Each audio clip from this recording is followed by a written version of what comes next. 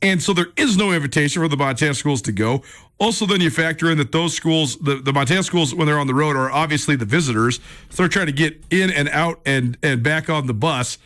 That said, this is just my complaining because it's just brutal, like the way that the sound is, because so often the coaches and the players will be doing these press conferences in the middle of the field when there's just all this chaos going on.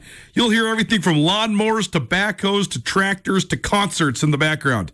It's awesome. It's not. It's terrible. It's really, really frustrating. So we will have as good a sound as we possibly can for you every Monday during the Montana Football Hour when we can, and when we don't have good sound for you because we were not there live and in person to gather it, we won't, and I'm not going to subject you to listening to poor audio quality because that just isn't good radio, and that makes Tommy not happy. So no Grizz sound for you. We will have a little bit of Bobcat sound for you. And then hour number 2, I'll be riding stem to stern by myself. No Marty Mortwig. He's on the East Coast right now, but we will be having Marty circle back around next week. But I got plenty of thoughts, impressions, and other musings about the NFL. It was a good week this last week. I think we got a little bit more clarity on who's a contender, who's a pretender. Now we're sort of towards the midpoint of the season, so I think we've had a little bit of evening out here. So we kind of have some good impressions here coming your way. So there you go. That's what's coming up here on Nuanez Now. You want to stream the show, you always can, 1029ESPN.com. Click on Listen Live while you're there, and you will find the stream to stream this here radio station 24 hours a day, 7 days a week, anywhere in the world. Also, if you like to use the ESPN MT app, YouTube, Facebook, or Twitch, all of those are available for your streaming options as well. And if you'd like to be a part of the show, call us or text us, 406-888-1029. That's 888-1029. And all guests will join us via the Elevator Tax and Accounting phone line, Elevator Tax and Accounting, elevating you and your business with a modern professional touch. My best of the weekend, just hanging out, definitely a different angle. I have thought about this so often throughout my almost 2 decades doing journalism, especially sports journalism. And I've always thought this, and it continues to get emphasized to me. I think there's distinct things that you gain as a reporter and an analyst from going to the games that you cannot replace, period, on any form or fashion by watching on TV. I also think there are distinct acute advantages to watching the game on TV that you do not see when you're in person.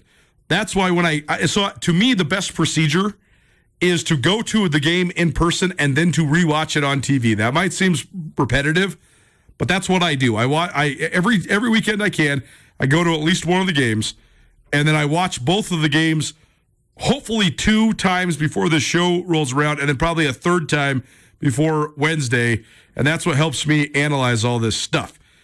So this time around, obviously, I was not live and in person at any of these games, but I have rewatched both the Montana and Montana State games, so certainly I had plenty to say, but it's also fun watching with other analytical minds, sort of just in the flow. When we're in Missoula, I do get to sit with Sammy Akem quite a bit and watch games because his seat's next to mine in the press box. But it was fun having Ryan Tutel over at my house on Friday. So that's my best of the weekend is just, Ryan and I are great friends. We talk on the phone all the time. We obviously collaborate on a lot of stuff on this show and otherwise, but we don't actually get a chance to actually sit next to each other and just hang out that often. Busy guys, family, all that stuff. And our work lives overlap so much, so we do see each other at games and stuff. But it was just fun having them over to my new house and kicking it. And, also when we're at Grizz games and stuff like that, we obviously are not partaking, but an 8:30 kickoff in the middle of the Friday night, we had a couple brewskis too. That's also a fun experience. So I promise we watched the games intently either way. But it's just fun hanging out with both Ryan and Sammy over the weekend. Other best of the weekend probably included, this is sort of something that trickled out of Thursday, but just sort of the way it settled in and now the reveling in it and the admiration that comes along with being a history-making team. And that's what the Grizz soccer team did last week. And they did it in, might I say, serendipitous and even storybook fashion. This Grizz soccer team has been ravaged by injuries. They have lost 4 of their best players who are all seniors to season-ending injuries. That itself is enough to just crater a team. But they've not been cratered. They instead bounced back from a really tough start to conference play. They had this nightmarish trip to northern Arizona that turned into like a 48-hour excursion before they actually got the game played. Then they were delayed on the way back as well. They ended up losing that match. They're off to an 0-1 start in Big Sky Conference play, but they did not lose since then. Had a couple ties and a variety of victories, including their 1-0 victory at Portland State on Thursday. But when I say I had a storybook ending, basically the headlining senior that made it to the end here, the two are Eliza Bentler and Maddie Ditta. And against Portland State, about 63 minutes into the match, Eliza Bentler drew a foul in the goal box, which results in a penalty kick. And if you watch the replay, Maddie Ditta basically marches over and grabs the ball and says, "This is my kick. Like I am the best player in the Big Sky Conference.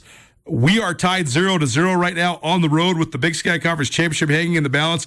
I am taking this kick."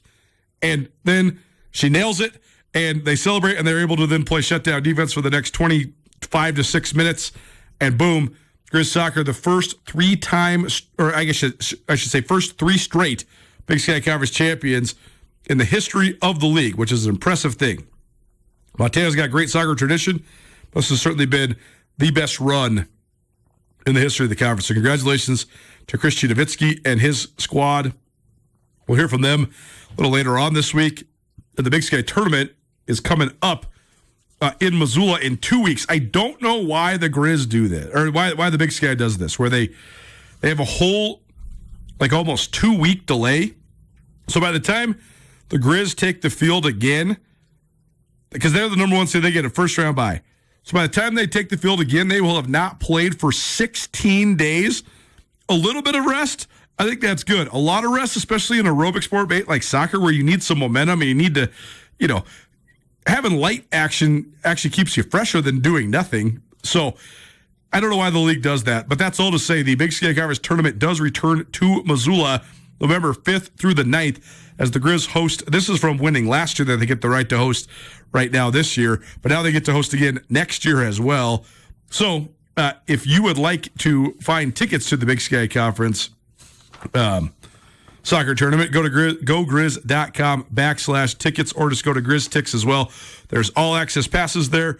There's individual match passes. The seedings and the brackets are out. You can check those out at bigskyconf.com. So again, congratulations to the Grizz soccer team. We'll hear from Chris Chudovitsky and probably Maddie Ditta later on this week here on Nuanez Now. We'll certainly have a big prep for you next week, leading up to that opening of the Big Sky tournament November 5th through the 9th here in Missoula. All right, let's dive into it. The Montana Football Hour is probably presented by Ryan Miller and Coburn Law. Ryan Miller and Coburn, experts in criminal defense. They have specialties in DUIs, medical malpractice, wrongful death, personal injury. If you need any help with any of those forms of law, call anytime, 406-542-2233, or visit online, rmcattorneys.com. Ryan Miller and Coburn, your Montana attorneys. Very entertaining game in the first half between Sacramento State and Montana. The Hornets had an impressive 13-play drive to open up the game and score, and they were up 7-0. But then the Grizz answered back with an explosive drive of their own that was capped by a 24-yard touchdown pass from Kaylee Ayat to Brooks Davis. That was one of 3 touchdown passes for Ayat on the evening. He now has 17 touchdown passes at the basically a little bit past the midpoint of his sophomore season. So he's certainly having a great year. Had to feel pretty good for some of these California guys for the Grizz to go to Sacramento and get an impressive and dominant win. Brooks Davis, he told me on this show a couple years ago when he got recruited, Sac State didn't even sniff him. That's crazy. He's going to be a freshman All-American. They blew that one. That's nuts that they didn't even recruit him. Who's to say that he wouldn't have just chosen Montana anyways? But still, that's pretty egregious. Same thing with Michael Wortham, and that we'll get to that in a minute. But this then turned into the Michael Wortham show, but it wasn't right away. Ernest Campbell, who's the former all-conference sprinter from Texas A&M, this kid ran a 10-1 in the 100 meters last year at Texas A&M during the track season, before then deciding he wanted to concentrate on football full-time and transfer to Sac State. Well, he looked like a guy that ran a 10-1. He had a 63-yard catch and run. And you're sitting there thinking, ruh-roh, Montana can't guard these guys. Montana's not going to be able to keep up on the perimeter. Sac State's got all the speed in the world. Bobby Hauck talked in the week leading up to this game that Sac State was the fastest team that he'd seen so far, and that was certainly on full display in this game. But the thing that I think sets this Grizz team apart, and this is my thesis for today's show, is that I have been very praising of the things that the Grizz football team does well, whether that is their explosive abilities on offense, the ability to lean into some razzle-dazzle and some diversity on offense, the ability to actually get the ball into their playmakers' hands in space, the top-level talent they have at quarterback, running back, and at wide receiver that I think sets them apart amongst anybody in the FCS. I think that they have great athleticism within the spine of their defense, especially their linebackers and their safeties. And I think their top two corners, if and when Keon Loud comes back, I think he paired with Kenzel Lawler are really, really good players. I think that that's all worth praising. I also think that I've had a couple spots where I have said that I think the Grizz have significant weaknesses. One's the offensive line. I thought that came around on Saturday. We'll tell you, or on Friday night, excuse me. We'll tell you more about that here in just a minute. I thought the interior of the defensive line, well, it was a place where Montana was vulnerable. I still think that's true, but they got the pass rush rolling on Friday night, and they ended up having 6 sacks and 12 negative plays, 12 tackles for loss. Those are the numbers you got to gauge this Grizz defense on. Bobby Hauck talks about it all the time. Yards are empty calories. I know that that's him placating for his scheme quite a bit, but on the other hand, he's right. Like, the way the Grizz play defense is they're trying to play an all-gas, no-breaks, blitzing, swarming style of defense. That style, when you are going to outnumber teams in the box, you're going to overwhelm them up front, you're going to overwhelm them on the offensive line, you're going to bring the heat from multiple linebacker spots and even from the defensive secondary. That is then, in turn, going to put your corners on islands. It doesn't matter if you got Darrelle Revis and Deion Sanders playing corner, you're going to give up some plays. Let alone to say if you have FCS corners playing in your defense. So when Bobby Hauck is talking about how the passing yardage is empty calories, that's what you got to look at. Because on Friday night, Cardell Williams threw for 332 yards and a touchdown. He was 25 of 32. That's a very nice stat line. But the Grizz prioritized taking away Sac State's run game. Sac State came in with the 4th highest ranked rushing attack in the FCS in terms of yards per game. The Grizz held them almost 120 yards below their per game average entering this game. Sac State ended up with 141 yards on 43 carries. That's just 3.3 yards per carry. So even though Sac State had 478 yards of total offense, 337 of them through the air, and Montana had 384 yards of offense and 224 of them through the air, it didn't matter because the Grizz were in control of this game basically from the moment that Michael Wortham helped them swing the momentum. So Ernest Campbell scores a 63-yard touchdown. Wortham comes back and answers with this unbelievable slip screen inside boom slant to the house, 64 yards. It's tied at 14. Then Wortham had a 27-yard rush where he juked the defender square out of his shoes, and the dude was straight laying on his face. One of the great highlight reel jukes I have ever seen in my life, and that helped then Montana take the lead. The Sac State would tie it again at 21-21, but then an onslaught. 3 straight touchdowns for the Grizz, and they win going away 49-35. And that's all to say that I think that the weaknesses that I diagnosed for the Grizz in the following order: offensive line, interior defensive line, and their depth at corner. I think their depth at corner, I'm not going to say it's been solved, but it's been shored up. I think Kenzel Lawler has become an all-conference type of player. I think Brady Beaner is playing great reps. If and when they can get Keon Loud back in the fold, I think that's going to help them substantially. But I think that position is already just fine. I think on the defensive line, I still think that their interior guys are lacking in punch and explosiveness, but they're mitigating that quite a bit with their ability to actually get off blocks and get after people. I thought the return of Solomon Tuliaupupu certainly helped set the tone a little bit. He did not have crazy stats, but his presence was felt, and that helped open things up for Peyton Wing, who was the Big Sky Conference Defensive Player of the Week after rolling up 3 sacks in this game. And the Grizz, again, had 6 sacks in this game. And then the final one is, I still think Montana's offensive line, especially from the center through the right tackle, is nowhere close to what we've seen as the caliber of offensive lines that exists for national champions from North Dakota State and South Dakota State. But I ruminated on this, and I thought about this quite a bit over the weekend, and I settled on this. Twofold. One, to have North Dakota State as the standard by which you are measured as an offensive line is completely and totally unfair. Montana State has had the best offensive line in the Big Sky Conference for years and years and years. They have still been nowhere close to North Dakota State because guess what? Nobody's as close to North Dakota State. North Dakota State would be one of the best offensive lines in the Big Ten. North Dakota State had 7 former offensive linemen starting in the NFL on Sunday. 7 of them. North Dakota State has had top 75 picks in each of the last 3 NFL drafts that have been former offensive linemen within their program, including one who was a first-round draft pick last year by the Seattle Seahawks. There ain't nobody in the Big Sky Conference that's going to be a first-round draft pick on the offensive line. There's not anybody anywhere that's going to be a first-round draft pick on the offensive line in the FCS except for North Dakota State. So that's one thing I decided on.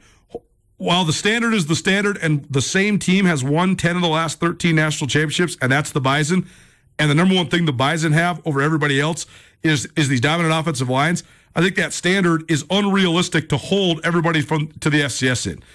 I think we should just compare the Cats and the Grizz to each other and probably to South Dakota State at this exact moment because the North Dakota State thing is just in another realm. I mean, as Matt Entz said following the national championship game in 2021, he said, there is nowhere else in college football where if you are an All-American offensive lineman, you are the kings of the town. But that's how you are in Fargo, North Dakota. Like, they have a whole different thing going on there in Fargo than anywhere else. So that's one thing I've decided on.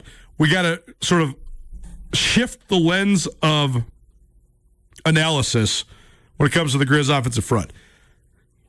Even if you shift the lens of analysis, though, I still think it's a little bit of a weakness. That said, I thought it got better on Friday because, one, they decided to throw Colin Amick to the Wolves. And Colin Amick is the most highly regarded young offensive line recruit they brought in the last couple of years. He's a redshirt freshman, but he's already got tremendous size at 6'5", 290 pounds. They played him a lot at right tackle on Friday. Guess what? He looked great. I thought he looked like the best option they've put out there at right tackle so far this season. And it's hard to say that you can't hate on the coaches for rolling with Everett Johnson and Patrick Matton and some of these other guys that are, they're power 4 drop downs from, big time programs. They're seniors. They put in the work, et cetera, et cetera. But because of circumstance and injury, Amick got thrown in there. And guess what? He thrived. He looked great.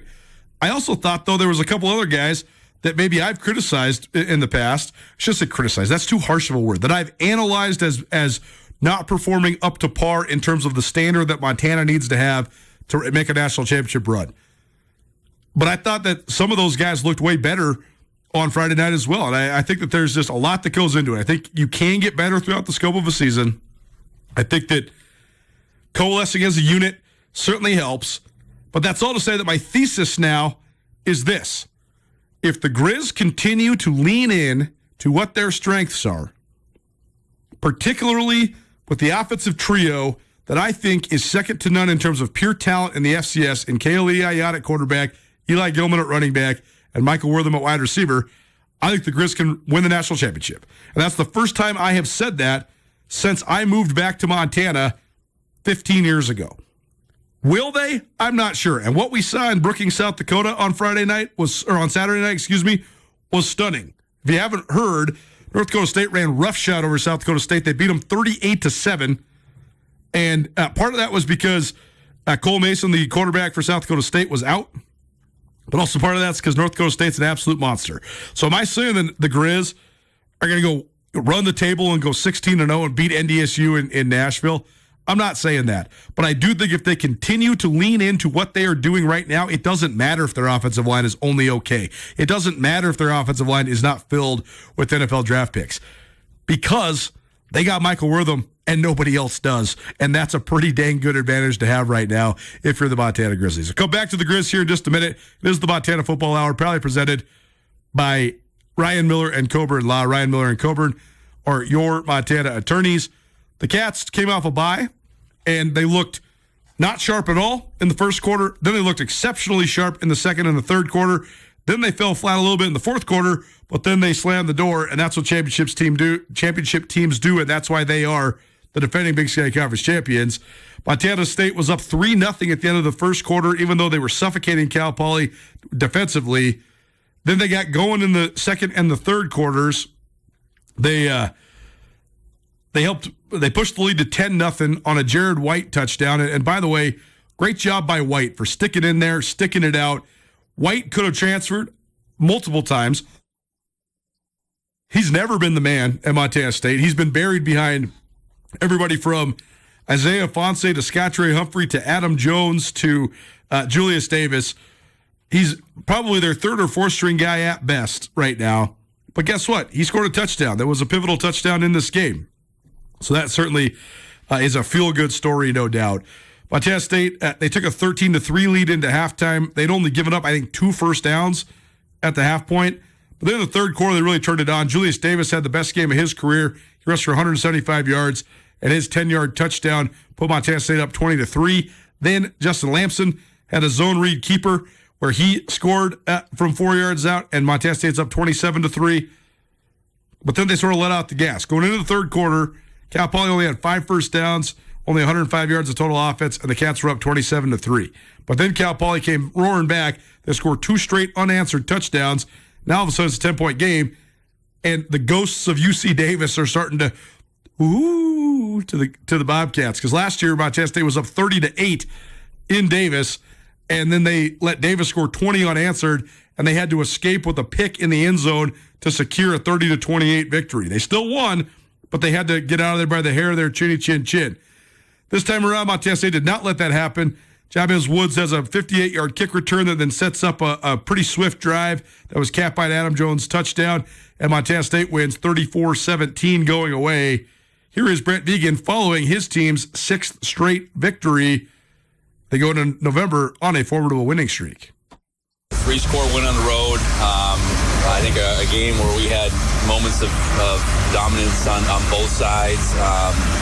But at the same time, it was a messy win at the same time. And I know we felt methodical at times. Our inability to put touchdowns up early while our defense was really suffocating them. We just kept them in the game. And fortunately, we got that score before the half.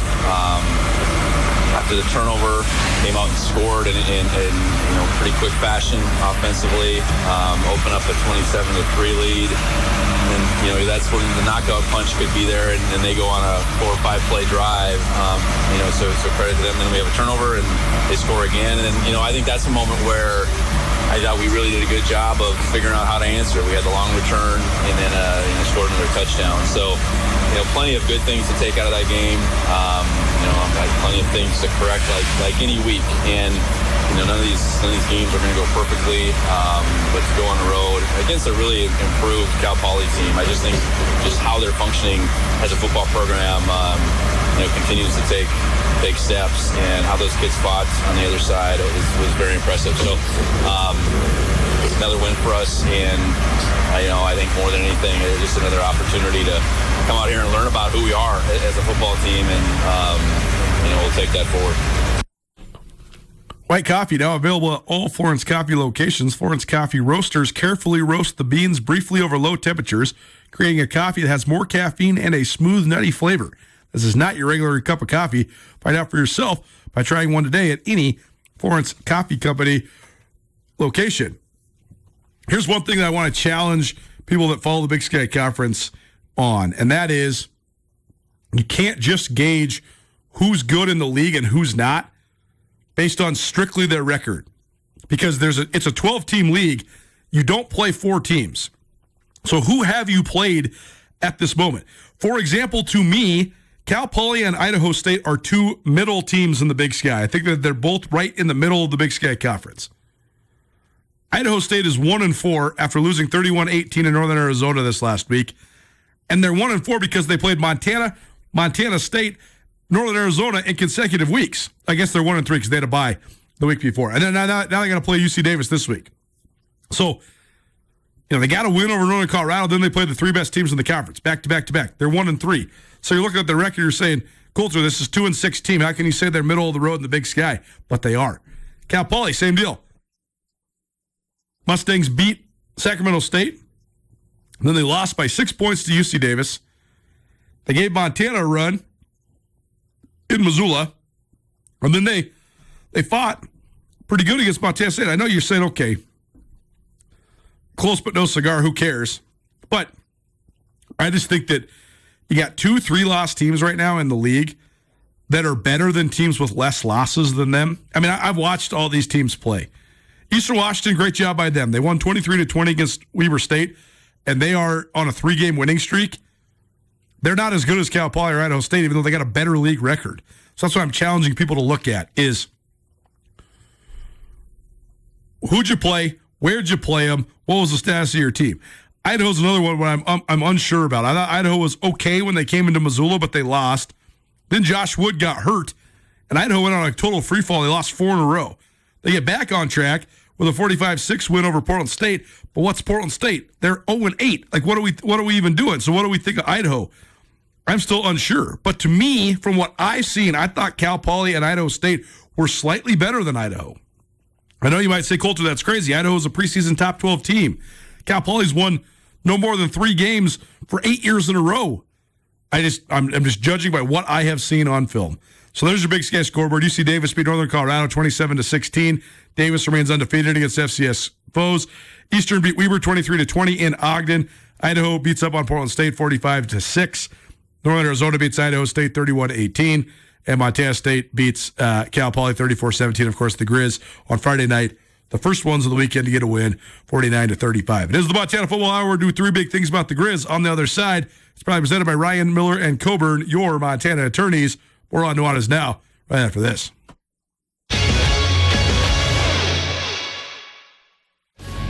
Attention Grizz hockey fans, single game tickets are now on sale at grizzhockey.com. Don't miss your chance to secure the best seats for every exciting home game. This year, we're taking the fan experience to the next level. From music and a live pregame show in the parking lot to a professional DJ and MC energizing the crowd inside the arena. Enjoy new intermission games in the best bar in Missoula, all while cheering on the most talented Grizz hockey team yet. Tickets are waiting. Head to grizzhockey.com today. Grizz Hockey, where the action begins.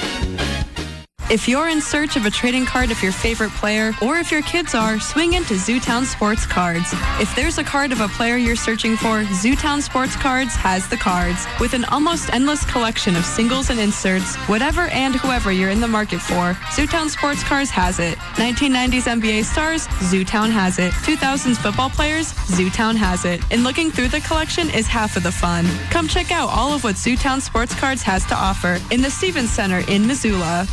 Trisha Drobeck with Run Wild Missoula here. Join me Thursday, November 6th with fellow MC and professional trail runner Jeff McGavro as Montana Trail Crew presents the 12th Annual Mountain Running Film Festival at the historic Wilma. The evening features a collection of inspiring films highlighting the joy, inspiration, and potential of mountain and trail running in Montana and beyond. Proceeds from this event fund local trail stewardship projects. See you November 6th at the Wilma in downtown Missoula for the Mountain Running Film Festival. Details and tickets at runwildmissoula.org. Canby Tap House is well known around the Garden City for its peerless selection of draft beers. Breakfast at Canby is also worth a sterling reputation. From breakfast burritos to chicken fried steak to delicious daily specials, Canby Tap House has excellent breakfast for your weekend brunch appetite. Canby also has a full coffee bar offering bold and delicious espresso and other specialty coffee drinks. Canby Tap House is family friendly and conveniently located on Higgins, across from South Campus Stadium and Dorn Blazer Field. Come enjoy the best breakfast in town at Canby Tap House. Elevator Tax and Accounting is not your average accounting firm. The other things that we do outside of just the tax work is the business accounting and the bookkeeping and the payroll stuff. So we offer a full suite of accounting services, whether you need us to take over your QuickBooks, whether you need stuff reviewed. We can do your payroll, file all of your payroll reports, all the way up to if you need a fractional CFO and somebody that's going to be very hands-on with the operation of your business. To learn more, visit elevatedtax.com. This fall, the Montana Club is serving up comfort the Montana way. Start with the club's hearty porterhouse pork chop paired perfectly with sweet potato casserole. Or dig into the hand-breaded chicken thighs topped with a rich sage peppercorn country gravy. Craving cozy? Nothing beats the Montana Club's golden crusted chicken pot pie, and that's just the beginning. Experience that full fall flavor at an incredible value at the Montana Club and MontanaClub.com on Brooks and North Reserve, Missoula. ESPN Missoula Sports Center. High school football playoff brackets from around Montana are set, and Western Montana plays host to a few postseason contests on Halloween Friday night. Hello, I am Coulter Nuanez. In Missoula, Settler earned the number 3 seed out of the Western AA and will host Billings Senior. The Brocs won 2 straight down the stretch to sneak into the playoffs, while the Spartans take a 5-2 mark into the postseason. The winner will advance to take on Bozeman Gallatin, the number 2 seed out of the Eastern AA. Missoula Hellgate will play Friday night in Bozeman. The winner will advance to take on top-ranked Kalispell Glacier, the last undefeated team left in Class AA and the number 1 seed out of the West. The other AA first-round games include Great Falls playing at Helena High, with the winner advancing to take on Eastern AA number 1 Billings West, and Butte playing at Great Falls CMR, with the winner advancing to play Big Sky, the number 2 seed out of the West. In Class A, Hamilton hosts Big Fork with a trip to top-ranked Billings Central on the line. Frenchtown received a first-round bye and will play the winner of Fergus County at Sydney. Other first-round matchups in Class A include Butte Central at Whitefish and Glendive at East Helena. The 16-team Class B playoff bracket begins Saturday in full force. Florence hosts Conrad, Three Forks hosts Baker, Glasgow hosts Loyola, Columbus plays in Huntley Project, Manhattan hosts Joliet, Malta hosts Anaconda, Townsend plays in Red Lodge, and Eureka hosts Fairfield in the first round. For more on the high school football playoffs, tune into Nuanez Now on 102.9 ESPN Radio all week at 4 p.m.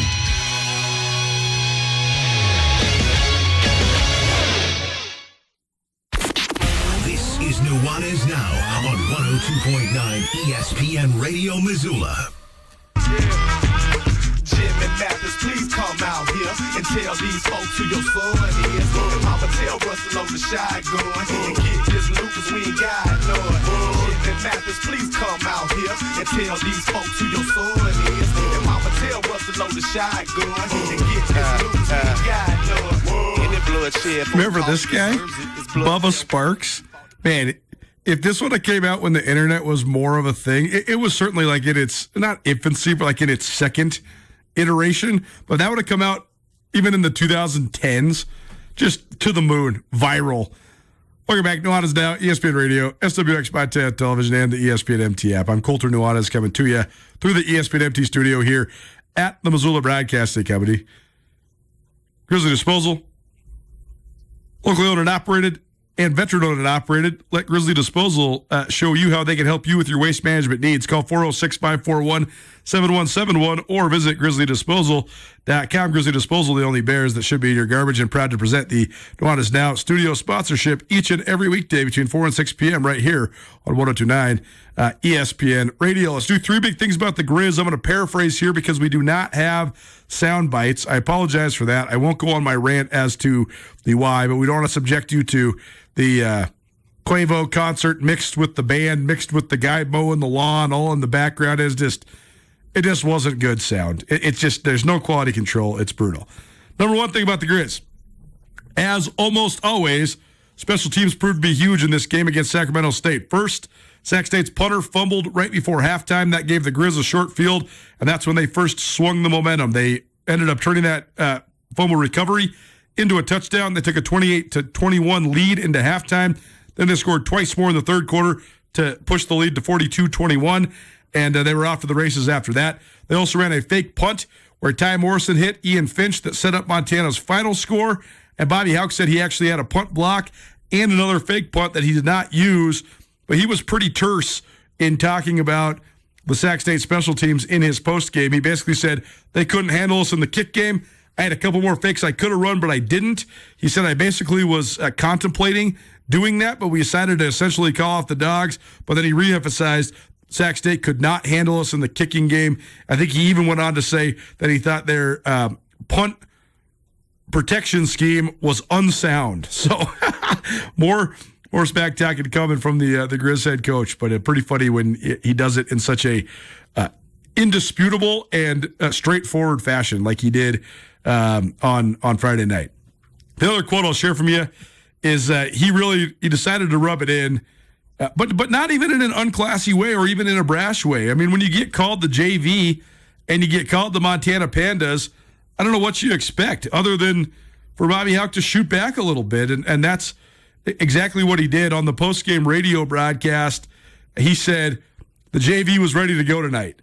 We whooped their tail tonight. It wasn't close, and it was fun to do it here. That's Montana's first win in Sacramento since 2013, which was a statistic that surprised me a little bit. Part of that is they didn't play there a ton, but they had lost their last 2 trips to Sacramento State, both in 2019 and in 2022. So this was a cleansing, for sure, win for the Grizz. Number 2, the big thing about the Grizz, their stars certainly showed up to play. You had a trio win Big Sky Conference and FCS National Awards.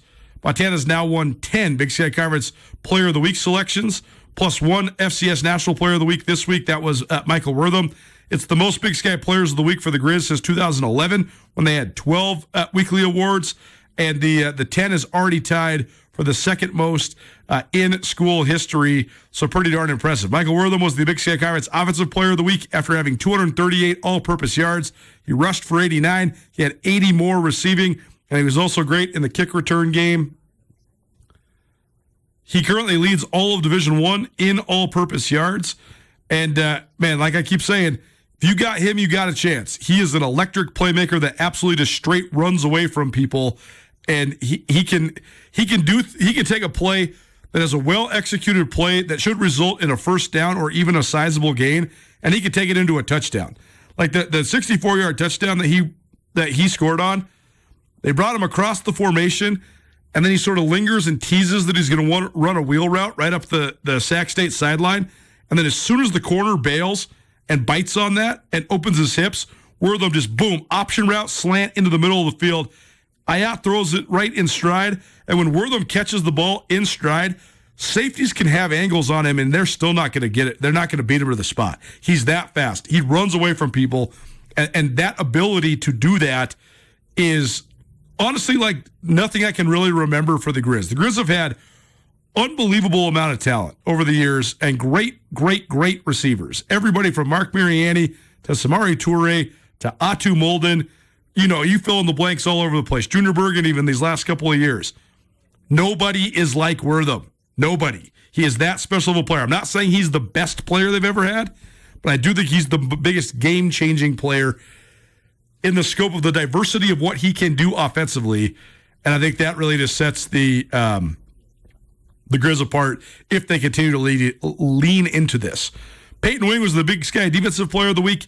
He had 3.5 sacks as well as 5.5 tackles for loss. He had 3 sacks in this game, and that gives him 3.5 sacks for the season and 5.5 tackles for loss. The Grizz had 6 sacks total, and that was a huge statistic in this game. And then Ty Morrison was the Big Sky Conference Special Teams Player of the Week for the 3rd time. He's well on his way to being a first-team all-conference performer as either a punter or a kicker, or maybe even both. I think he's probably the front runner as the punter for sure. We already mentioned him. His 28-yard pass to Ian Finch on a 4th and 9 converted a huge first down that then led to Wortham's 3rd touchdown. Morrison is currently 7th in the Big Sky in total scoring, 56 points overall, but he's also averaging almost 41 yards per net punt, which ranks 12th in the FCS, and he's been the Big Sky Conference Special Teams Player of the Week 3 times now. Third big thing about the Grizz, we mentioned the sacks, but the fact that they were able to get to Cardell Williams certainly helped their cause, and I think that's where, again, you have to look at the Grizz statistically. It's not about the yards they give up. It's about the negative plays they're able to manufacture, the turnovers that they're able to manifest, and their ability to create those negative plays to knock teams out of drives, to keep the momentum rolling in a holistic, complementary football type of nature. And I think that's where Montana has turned a corner, and I think that's what makes them really scary now coming into November on an 8-game winning streak with a head of steam and a team that continues to evolve and improve. Montana Football Hour, probably presented by Ryan Miller and Coburn Law. Ryan Miller and Coburn, your Montana attorneys. We'll come back, do 3 big things about the Bobcats on the other side. Don't change that down. Keep it right here. Brett Vegan coming your way. It's 102.9 ESPN Radio. Grizzly Disposal is proud to be a locally owned and operated business in Montana. They don't offer any gimmicks or special rates because they don't have to. Their service speaks for itself. With no surprises on your bills, no rate increases, and local staff handling everything from your phone calls to your garbage disposal. Call 541-7171 to switch your service and see for yourself. Visit grizzlydisposal.com for more info on residential and commercial service. Grizzly Disposal, the only bears that should be in your garbage.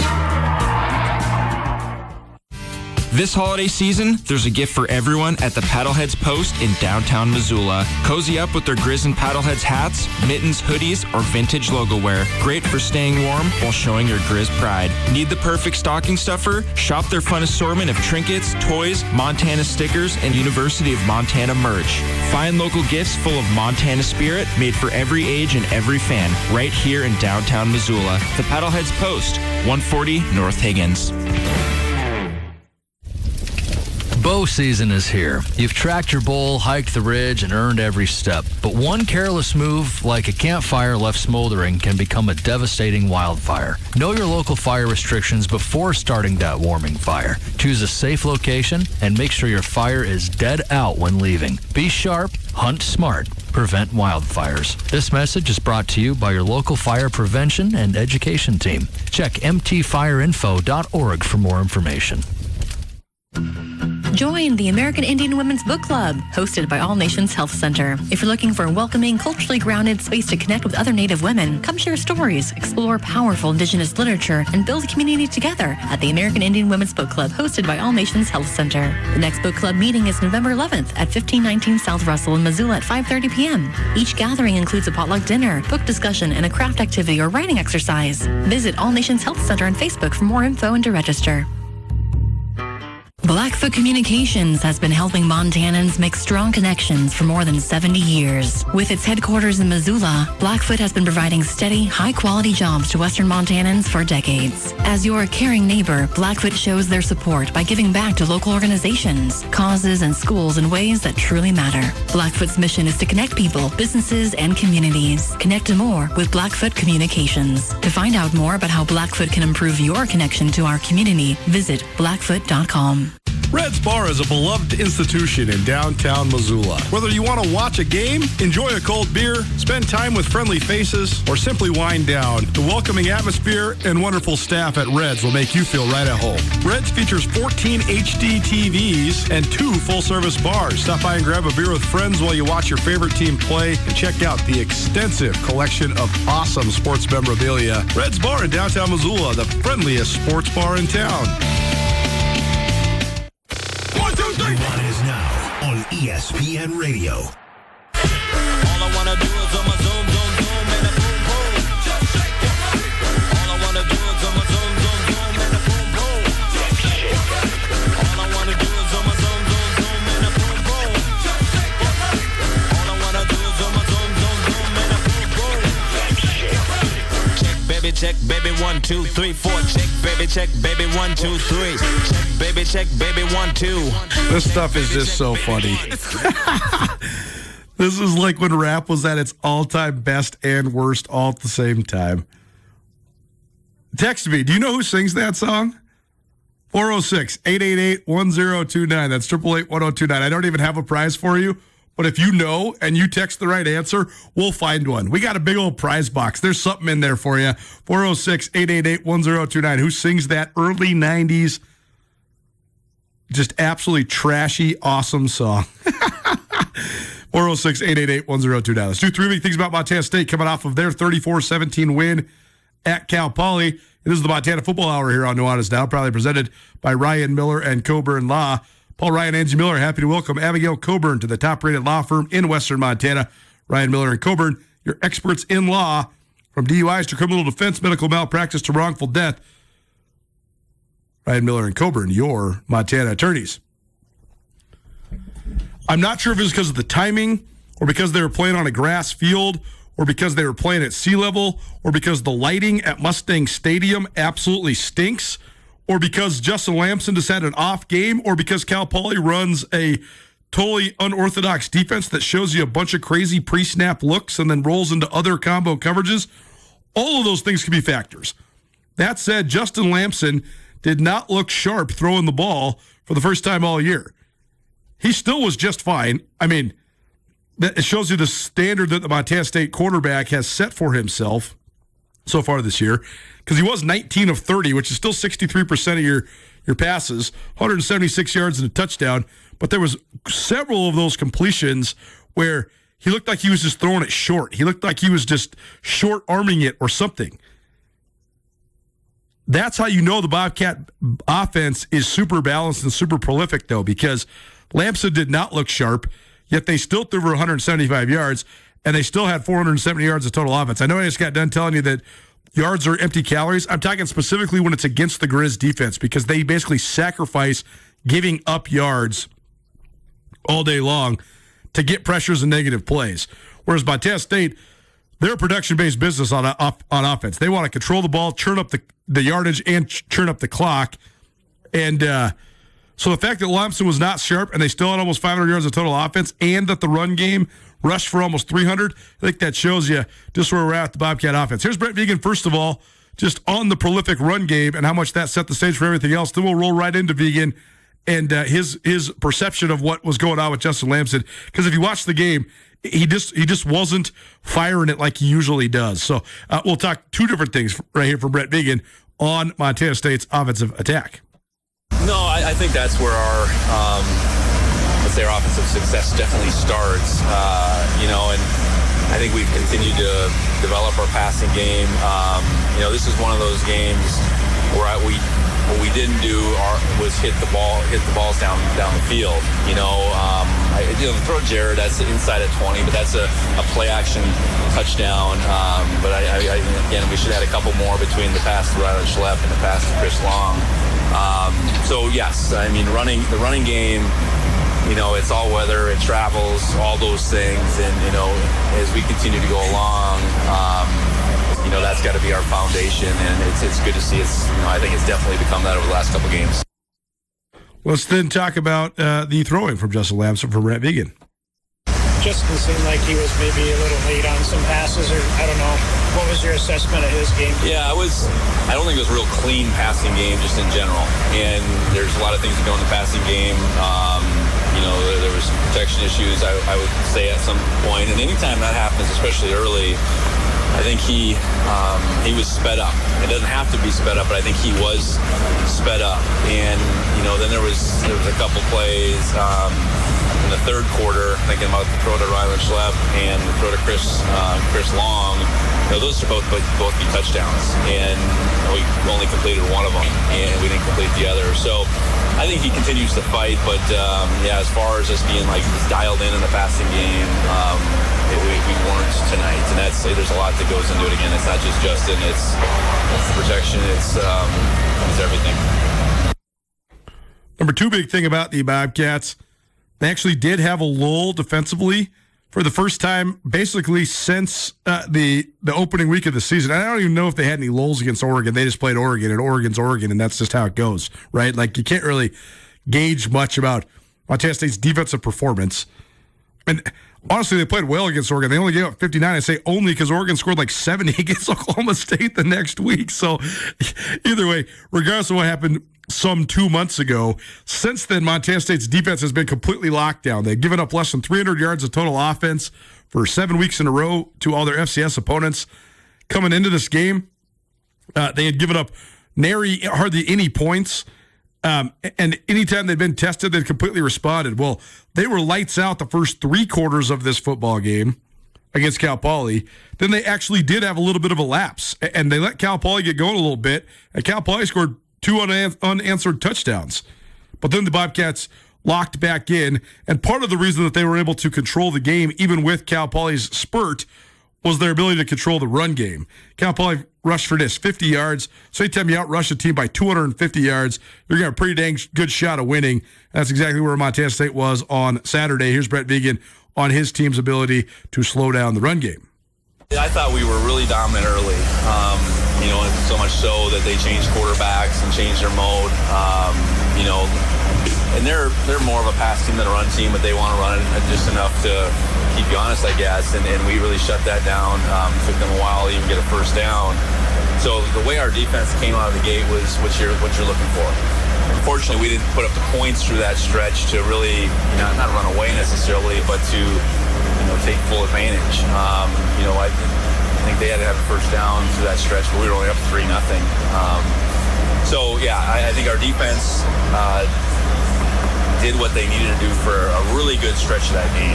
Played dominant football, and then all of a sudden we're up 27-3, and they let that drive up.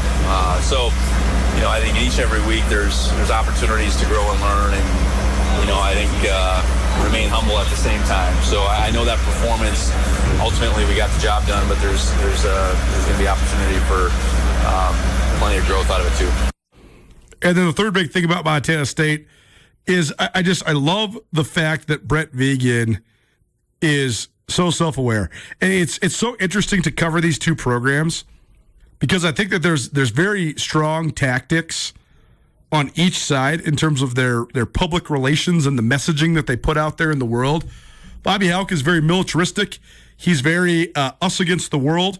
He's very don't give anybody any ammunition. When you talk to his guys, they talk about their training. They don't talk about practice. They talk about their training. They talk about the way we are trained physically and mentally. This is what we do. We are in hard situations. Our coaches make us do hard stuff. It's hard, but it's one day at a time. We're just trying to get better, et cetera, et cetera. It's a very tactful and cohesive message for the Grizz. When it comes to the Bobcats, they are also a very methodical way of operation, but also Brett Vigen uses the media as a way to challenge his team. Like when it's not good enough, he outwardly and blatantly says that. If you listen to the full press conference from postgame Cal Poly, just about 10 minutes of his, you can find it at various outlets including SkylineSportsMT.com. Vigen basically says, we won by 3 scores on the road, and a lot of stuff we did today was not good enough. And then he goes in and says this and that and this and that and this and that and this and that. And I admire it, but I also think that it's an interesting tactic. But it also makes it fun to cover because he does like to use the public platform to challenge his team. By the way, I'm sure we got some texts on the back computer, but I got a text right to my personal phone. So we'll probably have to dig up at least maybe we'll get 2 gift cards out of the prize box. But our good buddy Peter Hamill, who will be joining us tomorrow for our Vertical Raise Class AA Player of the Week, he nailed it. Rex and Effects is the answer to who sings that song, Rump Shaker, from the early 1990s. So, Peter, congratulations. I'll get you something when you're in tomorrow. But also there's probably another non-associated, non-affiliated winner that we can help hook up as well. So appreciate all of the engagements here on Nuanez Now. Anyways, back to Vigen. He called this win methodical yet messy. Here's what he means. 27-3, we got to be able to deliver the knockout punch on defense, and we didn't do that. And credit to them. They went down the field on us, and then, we get out there in offense, we got to be able to move the ball and respond, and then we fumble. And then that gives them a short field. I want to say we had a penalty or 2 in there. At least the 1 pass interference, I believe. They converted on a 4th down, and then they hit us on a fade ball. So these other teams are going to try to take advantage of opportunities, and credit to Cal Poly for doing that. But then, like I said, we not that our backs were against the wall, but we had a moment there. We had to do something, and we responded with the kick return and the score, and ultimately we were able to put them away. I thought there was this methodical, messy piece to how our offense looked tonight. And the methodical piece is okay. We can grind it out, and we can take time off the clock, and we can drive it all down. But then the messy kept us from piling the points up. You look at I was just looking at the yardage totals on the board. It should have indicated a greater point differential, and we just didn't have that. Methodical yet messy. If you're just methodical, you're going to win a lot of football games, especially if you take care of the football. But you got to appreciate the standard that Brett Vigen has set for his team and where he wants them to play to. And that is something that's so fun right now about covering both sides of this rivalry. Both these teams are really good. They're both really good compared to everybody else in the rest of the country. And I think they both have a real chance to make deep runs beyond this month, beyond the rivalry game that's coming up here in a little bit more than, I guess, almost a month. And I think deep into the playoffs, if things go their way, they just got to keep churning it and checking the boxes and moving forward towards that collision course November 22nd here in Missoula, Montana. I'm very much looking forward to that. But in the meantime, we'll keep you covered in the intermittent, in the month that exists between now and that showdown here between Montana and Montana State. Montana Football Hour, probably presented by Ryan Miller and Coburn Law. Ryan Miller and Coburn, aces when it comes to any sort of legal representation. They are experts in criminal defense, specialties in medical malpractice, wrongful death, DUI, or personal injury. They have a 24-hour answering service. So if you're in a legal pickle, you can call them anytime, 406-542-2233, or you can visit online, rmcattorneys.com. Ryan Miller and Coburn, your Montana attorneys. Hour one of the books, hour two coming at you. What went down in the high school ranks? We got the playoff brackets set and plenty of NFL talk coming your way as well. Don't change that dial. Keep it right here. It's 102.9 ESPN Radio. It's hard to admit, but the bad weather is around the corner. Sooner than later, the roads are going to be covered in sludge and slush, and you don't want that on your car. Instead, you want to treat your car like it deserves to be treated at Dazzler's Car Wash of Missoula. And to do that on a consistent basis at the most thorough car wash in the Garden City, you need to get yourself an unlimited package so you can get your car washed a few times a month. Starting at just $34 monthly, get an unlimited package from Dazzler's Car Wash. Treat your car like it deserves to be treated with unlimited memberships at Dazzler's Car Wash of Missoula. Elevator Tax and Accounting is not your average accounting firm. A lot of firms don't offer tax planning. You bring in your documents at the beginning of the tax year. We're in 2025. We're doing 2024 returns. Everybody brings in their stuff. And now it's too late for tax planning. There's all sorts of deductions or credits that could be left on the table because nobody took the time during the year to figure out whether or not those things are going to be available for that specific client. So tax planning is one of those things that we offer that's extra, that helps our clients out quite a bit. To learn more, visit elevatedtax.com. Hello, I'm Abigail Coburn of Ryan Miller and Coburn Trial Attorneys. I'm so proud to be part of one of the most trusted law firms in Montana. I am a proud Carroll College and University of Montana graduate who has 8 years of experience in criminal defense. If you want an attorney who will fight for you, please give me a call. You can call Ryan Miller and Coburn anytime, 542-2233, or visit rmcattorneys.com. Ryan Miller and Coburn, your Montana attorneys. If you live to serve and want to make an even bigger difference, consider joining the United States Army. With training in fields like medical care, linguistics, and engineering, an Army career can amplify your efforts with humanitarian opportunities all over the world. Plus, you'll receive competitive pay and incredible benefits, so be taken care of too. Learn more at GoArmy.com. For more information, call 406-399-6286 or visit the Missoula Army Recruiting Station at 2401 North Reserve Street to talk to a local career counselor. I noticed a charge on my Medicare statement for a test I don't remember having. My doctor said my insurance denied the service and I owe money. I was in an accident and Medicare denied my claims. If you need help resolving medical bills where Medicare is involved, call Montana Senior Medicare Patrol. They can help sort things out. Call 800-551-3191. This project is supported by a grant by the Administration for Community Living. Join the club, the Legacy Club from Farmer State Bank. Our Legacy Club members enjoy legacy events and functions, as well as a dedicated customer service concierge in each market. Best of all, club members receive invitations for both foreign and domestic small group travel. Open a Legacy secure checking account and it's all yours. Friendship, adventure, fun. Join the Farmer State Bank Legacy Club today. Farmer State Bank, your Montana bank since 1907, member FDIC. ESPN Radio for Western Montana, KKVU HD3 Stevensville, and 102.9 FM on K275ES Missoula. ESPN Missoula Sports Center.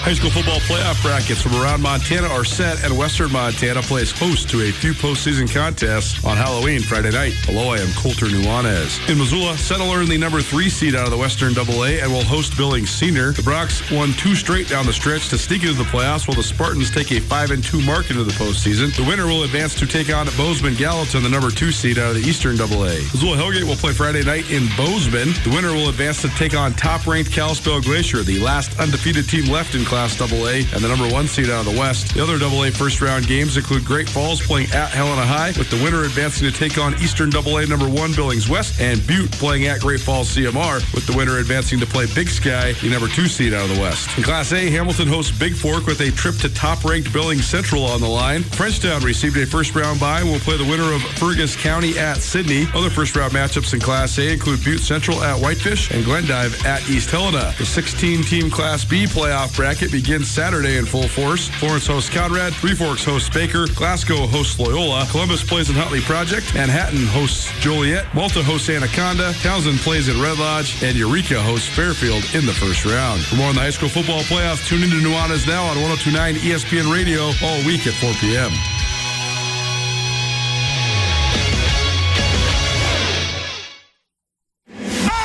It's Nuanez Now on 102.9 ESPN Missoula.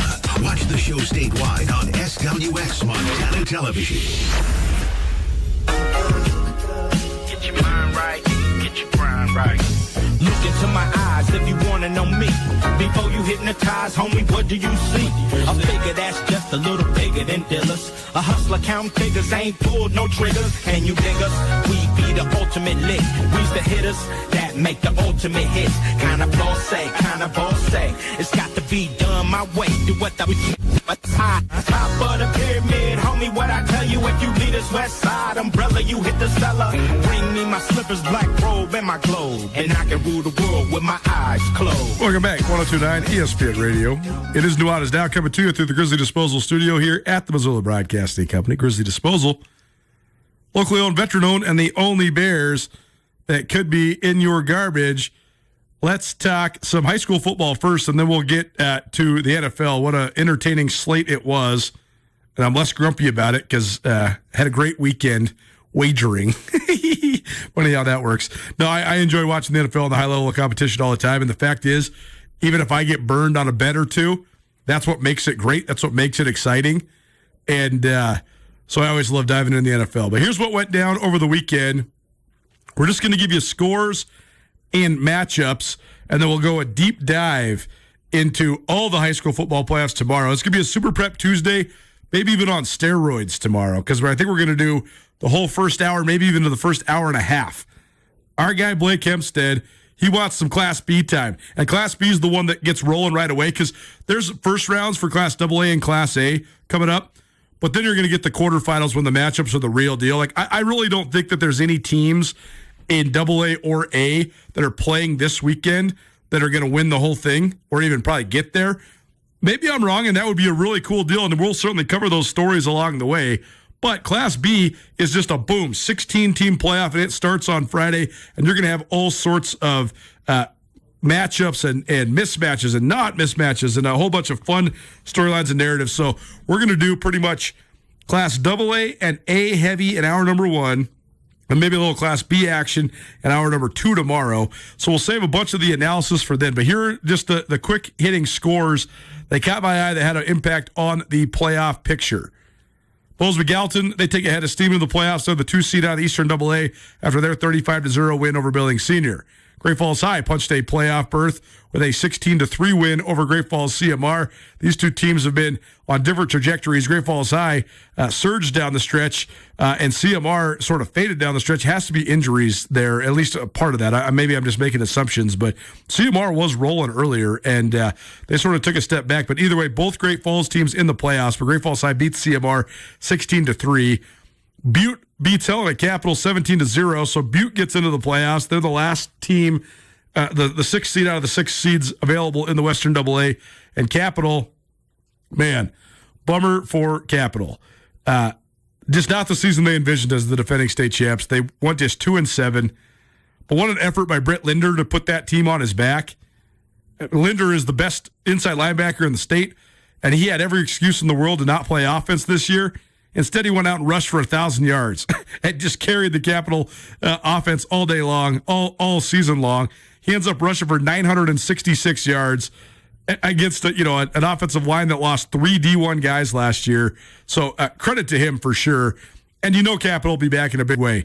That is a very anomalous season for Helena Capital to go 2-7, especially coming off a state championship. Bozeman High, they beat Billings Skyview 35-17. So that helped them secure a first-round home game. Sentinel beat Kalispell Flathead 21-7, so that helped the Spartans secure the 3 seed.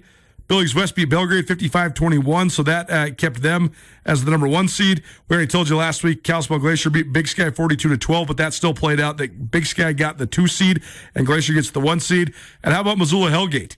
They win 2 out of their last 3, and they go into the playoffs with a little bit of a head of steam and 3 wins, which is the most Hellgate's had in a Coons age.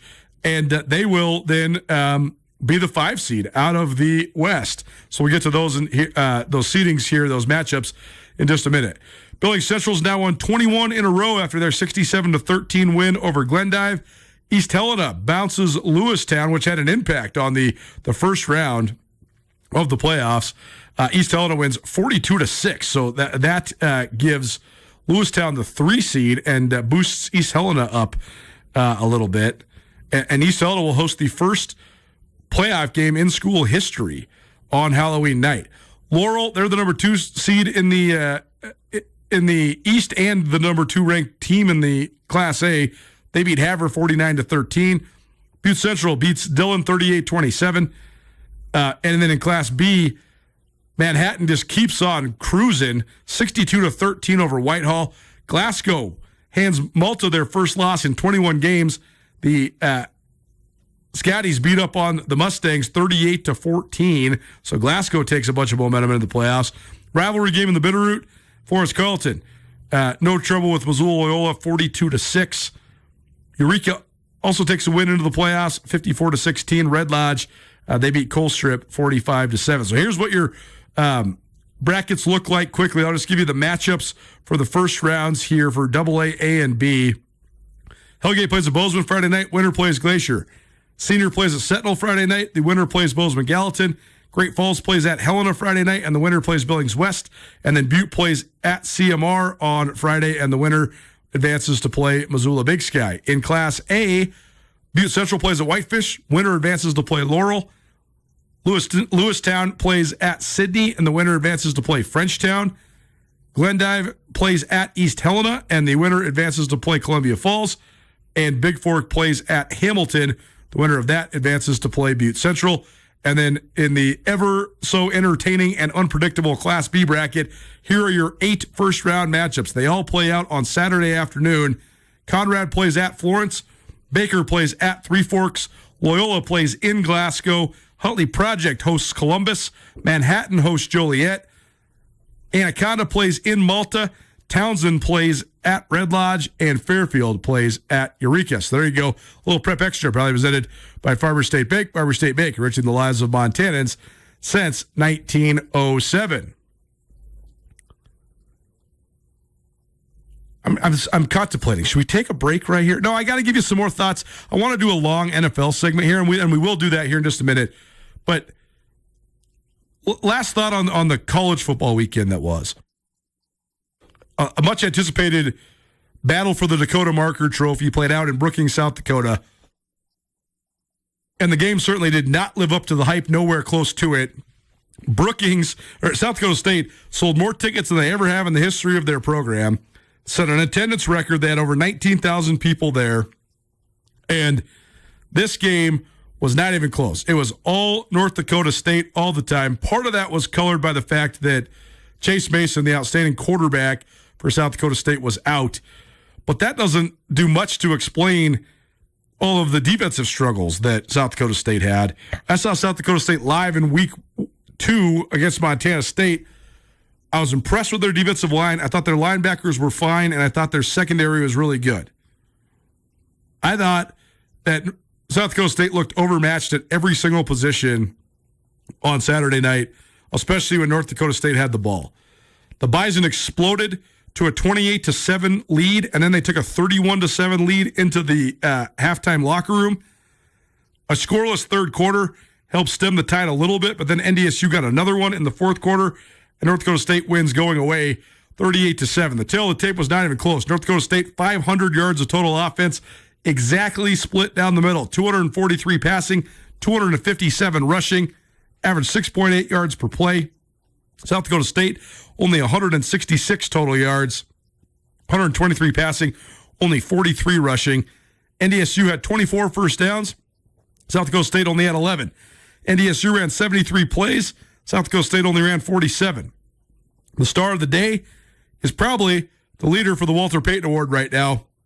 There's certainly some worthy candidates in the state of Montana, namely the offensive trio at the University of Montana in Kaylee Ayat, Eli Gilman, and Michael Wortham, probably not in that order. My Walter Payton ballot for the Grizz right now would be Wortham 1, Gilman 2, Ayat 3, but all three of them are certainly going to be semifinalists for the FCS Offensive Player of the Year. But the front runner for the Walter Payton Award has to be Cole Payton. He's got NDSU at 8-0. He threw for 243 yards and rushed for another 137 yards. He scored four rushing touchdowns on Saturday. Been amazing to watch the way that he has transformed into this superstar type of player. He's been like the gun run, power run type of quarterback for NDSU the last 2 years behind Cam Miller. But now that they've given him the reins full time, he looks like a bona fide NFL prospect. He's about 6'6", 6'7", goes about 230. He's a powerful runner. He was incredibly accurate in this game. I think he completed his first 14 passes, and he's just lighting it up. He is a very impressive player to watch, and he's got North Dakota State humming right along. Other standouts for NDSU included Bryce Lance, who's a future NFL draft pick. He had 103 yards receiving, and NDSU also had 4 sacks to win going away and strengthen their position on the number 1 seed. So that is the first loss of the year for South Dakota State. UND still remains on the schedule, North Dakota, for both North Dakota State and South Dakota State. So where do the Fighting Hawks fit into the mix? Can they beat either of these teams? What if they beat both of these teams? I'm not sure. I was impressed with UND when I saw them in Missoula in week 2. I guess week 3. I thought North Dakota and South Dakota State looked pretty comparable to me, seeing them both in person. So we'll see who comes out on top in that matchup. But that's certainly going to be a pivotal one when it comes to the national rankings. But right now, North Dakota State still definitively the number 1 team in the nation. Montana moved up to number 3 this week. Tarleton State moved up to number 2. Montana State and South Dakota State were dead even. This never happens in the polls. But they had the exact same amount of votes and points in the national poll, so they're tied at number 4. I can't really remember another time I've seen that. I think North Dakota State is head and shoulders above the other 3 FCS powers that I have seen that I think are actually real contenders. I don't know if Tarleton State fits in that mix. I think Tarleton State and UC Davis are the best teams in the 3rd tier, but I don't think either of those teams could beat any of those top 4 teams on their home field or away. Whereas I do think that Montana State, North Dakota State, South Dakota State could beat every other team in the country in a playoff game, whether they're home or away. But then the answer is, who can beat each other?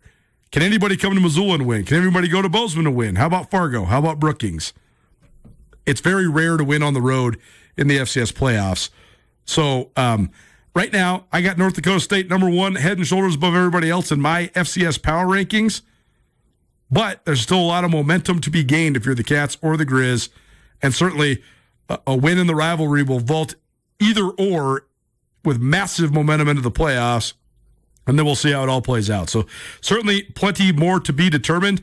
But right now, everybody's chasing NDSU, and what else is new? You know, they've won 10 out of the last 13 national championships. I read this the other day. Since they started winning these national championships, North Dakota State's lost 21 games, period, in 14-plus seasons. Think of that. 21 total losses since the beginning of 2011. That's crazy. That's unbelievable. During the height of it all, they had a 22-game playoff winning streak. Montana State's won 22 playoff games in the history of their school, and they have a proud football tradition where they've won multiple national championships. NDSU won 22 playoff games in a row. Think of that. Wild. Unbelievable the amount of success they've been able to construct and maintain in Fargo, North Dakota. So that's my last 2 cents for this week that was on the FCS. Let's transition now to the NFL. We'll take a break, come back, I think I know who I have as my favorite in the NFC. And it was certainly influenced by last night's performance. That and much more on the other side. Don't change that down. Keep it right here. It's 102.9 ESPN Radio.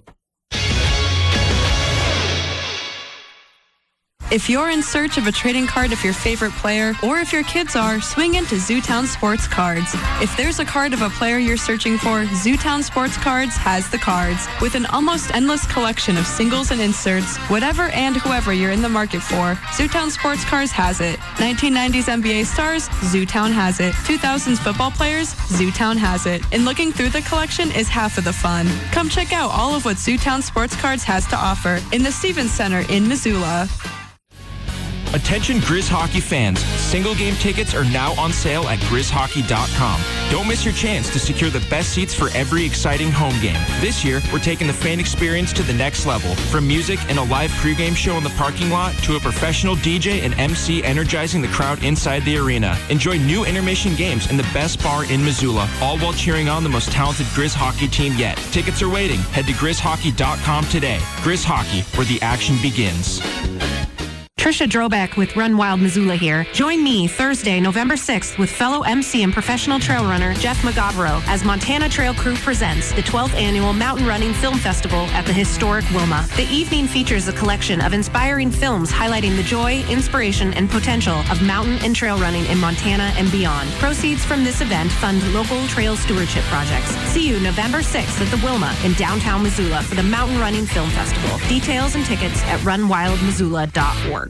Cooler nights and shorter days are here, but fire season is not over. Before playing or working outside, learn about your local fire restrictions by visiting mtfireinfo.org. If campfires are allowed, remember, drown, stir, and feel. If it's too hot to touch, it's too hot to leave. One less spark means one less wildfire. Brought to you by the Southwest Montana Fire Prevention Education Team. Check out mtfireinfo.org for more information. That's mtfireinfo.org.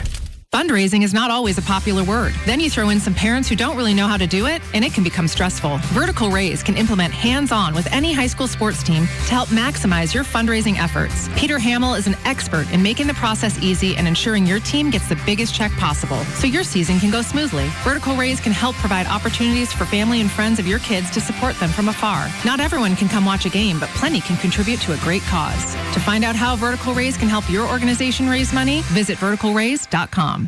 You might be thinking, what's the big deal about a kids menu? Well, once you have kids, you know. It seems like it's getting harder and harder to find kid-friendly meals at affordable prices. At Paradise Falls, the kids menu is not only diverse, it's a total steal. For some of the cheapest prices in town, you can get hamburgers, mac and cheese, and other kid favorites for super low prices. Paradise Falls is a family-friendly restaurant open 7 days a week. Come enjoy a meal with your kiddos in Paradise at Paradise Falls, 3621 Brook Street, Missoula's coolest hotspot. ESPN Missoula Sports Center. High school football playoff brackets from around Montana are set, and Western Montana plays host to a few postseason contests on Halloween Friday night. Hello, I am Coulter Nuanez. In Missoula, Settler earned the number 3 seed out of the Western AA and will host Billings Senior. The Brocs won 2 straight down the stretch to sneak into the playoffs, while the Spartans take a 5-2 mark into the postseason. The winner will advance to take on Bozeman Gallatin, the number 2 seed out of the Eastern AA. Missoula Hellgate will play Friday night in Bozeman. The winner will advance to take on top-ranked Kalispell Glacier, the last undefeated team left in Class AA and the number 1 seed out of the West. The other AA first-round games include Great Falls playing at Helena High, with the winner advancing to take on Eastern AA number 1 Billings West, and Butte playing at Great Falls CMR, with the winner advancing to play Big Sky, the number 2 seed out of the West. In Class A, Hamilton hosts Big Fork with a trip to top-ranked Billings Central on the line. Frenchtown received a first-round bye and will play the winner of Fergus County at Sydney. Other first-round matchups in Class A include Butte Central at Whitefish and Glendive at East Helena. The 16-team Class B playoff bracket begins Saturday in full force. Florence hosts Conrad, Three Forks hosts Baker, Glasgow hosts Loyola, Columbus plays in Huntley Project, Manhattan hosts Joliet, Malta hosts Anaconda, Townsend plays at Red Lodge, and Eureka hosts Fairfield in the first round. For more on the high school football playoffs, tune into Nuanez Now on 102.9 ESPN Radio all week at 4 p.m.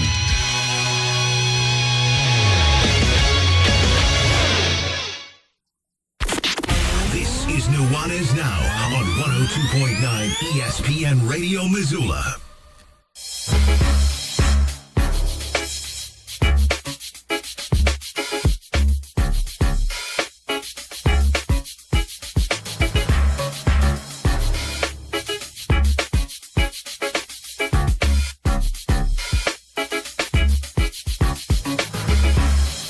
The curse of 27.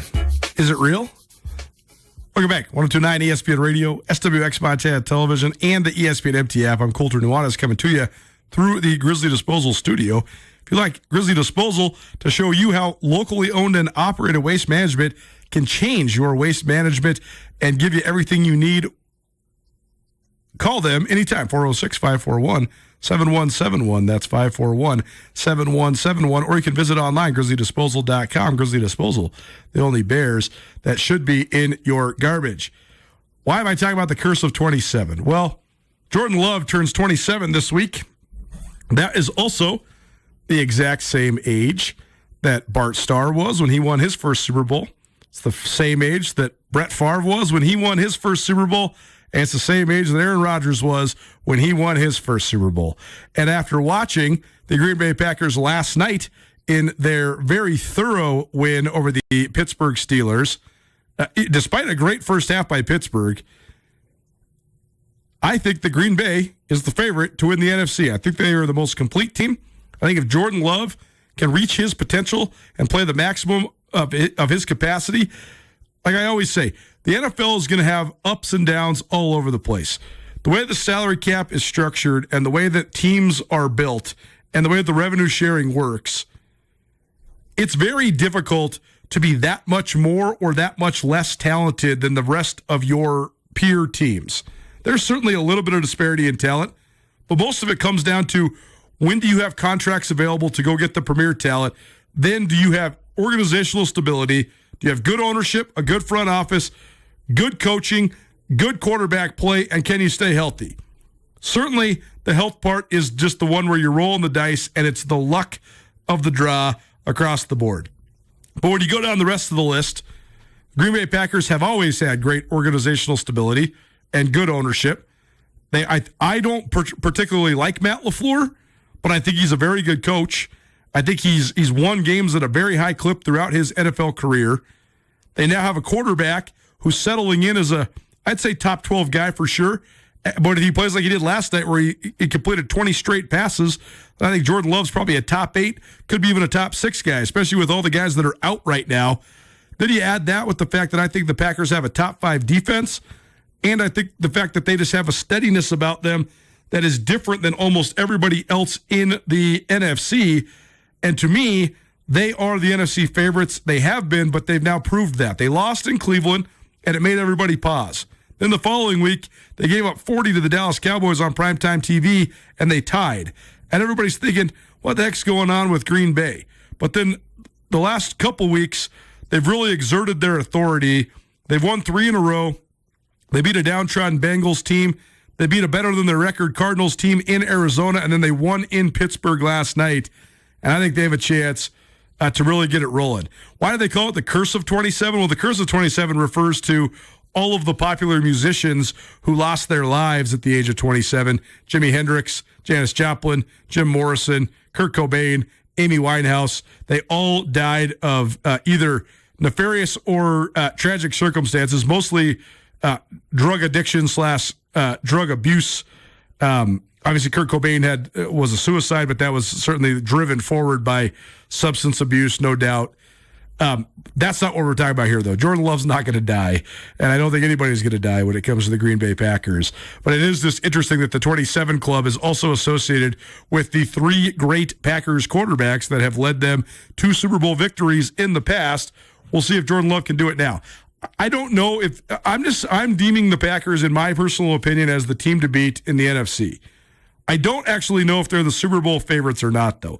The AFC has dominated this conversation as of late, and so much of that comes down to a team that will play tonight in the Kansas City Chiefs.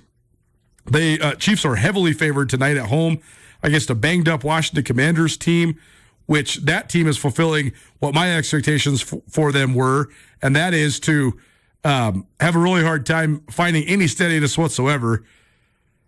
Jaden Daniels getting hurt you have a superstar quarterback like that, that's going to put anybody up a creek if he's not able to stay in the lineup. But you add in the fact that the Washington Commanders are the single oldest team in the NFL.